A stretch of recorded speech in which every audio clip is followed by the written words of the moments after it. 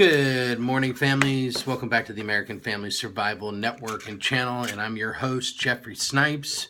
The percentage of working age men that do not have a job is similar to the Great Depression. This is by Michael Snyder. Why are so many in their prime working years unemployed?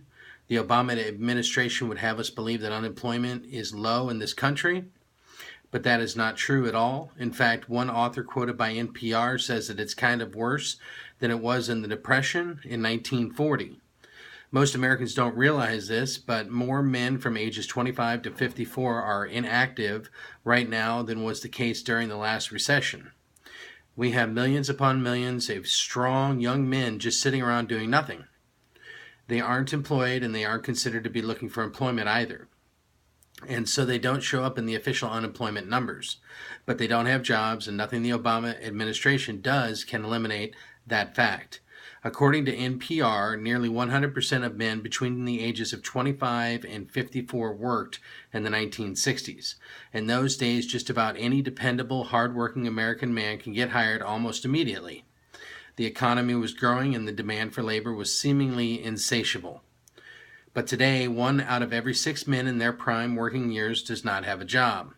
In a recent report, President Obama's Council of Economic Advisors said 83% of men in the prime working ages of 25 to 54 who were not in the labor force had not worked in the previous year. So essentially, 10 million men are missing from the workforce. 1 in 6 prime age guys has no job. It's kind of worse than it was in the Depression in 1940. Says Nicholas Eberstadt, an economic and demographic researcher at American Enterprise Institute, who wrote the book Men Without Work, America's Invisible Crisis. He says these men aren't even counted among the jobless because they aren't seeking work. So why is this happening? If you look at the inactivity rate for men in the 25 to 54 age bracket, it was sitting at just 8.1% in January 2000.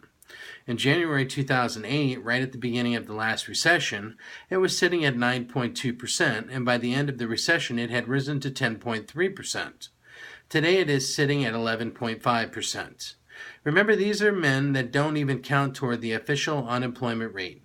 They are not working, but they are not considered to be looking for work either. So what are these men doing?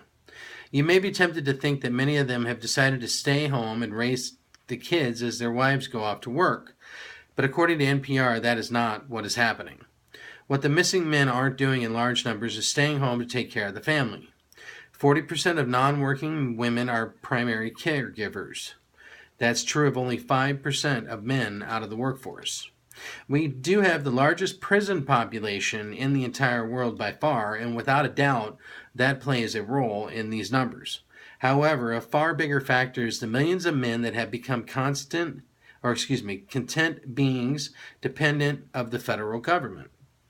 More than 100 million Americans receive money from the government each month, and a lot of people, both men and women, have found that it is just easier to sit back and collect government checks than it is to go out and try to work hard for a living. But of course, the number one factor is the lack of jobs available. I personally know people that have been looking for work in their fields for years and have not been able to get hired. We have a major employment crisis in this nation, and it is only going to get worse in the years ahead as we continue to lose jobs to technology and millions more good jobs get shipped overseas.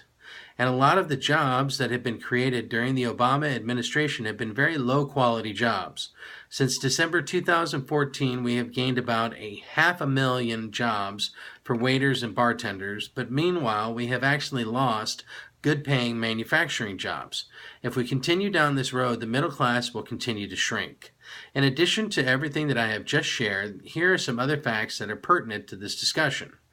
Right at this moment, there are approximately 102 million working-age Americans that do not have a job. Nearly 1 out of every 5 young adults are currently living with their parents. The Wall Street Journal recently declared that this is the weakest economic recovery since 1949. Barack Obama is on track to be the only president in U.S. history to never have a single year when the U.S. economy grew by at least 3%. The economy is far weaker than you are being told. The employment crisis is far worse than you are being told.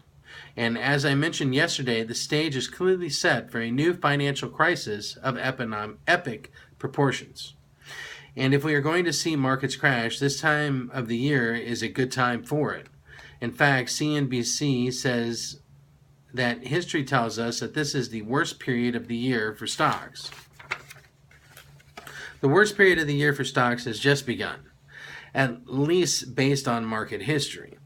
Over the entire 120-year history of the Dow Jones Industrial Average, September 6th to October 29th tends to be the worst period for the market. And more specifically, the last few weeks of September have been an especially bad time. Someday when people look back at this time in history, they will not be surprised by how horrific the coming collapse will be. The truth is that anyone with a lick of common sense can see that the greatest debt bubble in the history of the world is going to end badly. Now, no, what is going to amaze them is that the system was able to hold together as long as it did.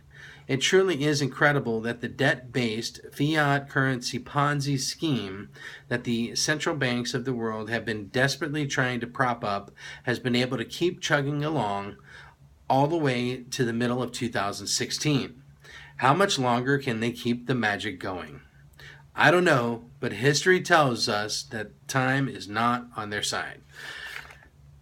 On that note, ladies and gentlemen, please make sure you go to the AmericanFamilySurvivalStore.com for all your family's survival needs. Thank you so much. God bless. Fear not.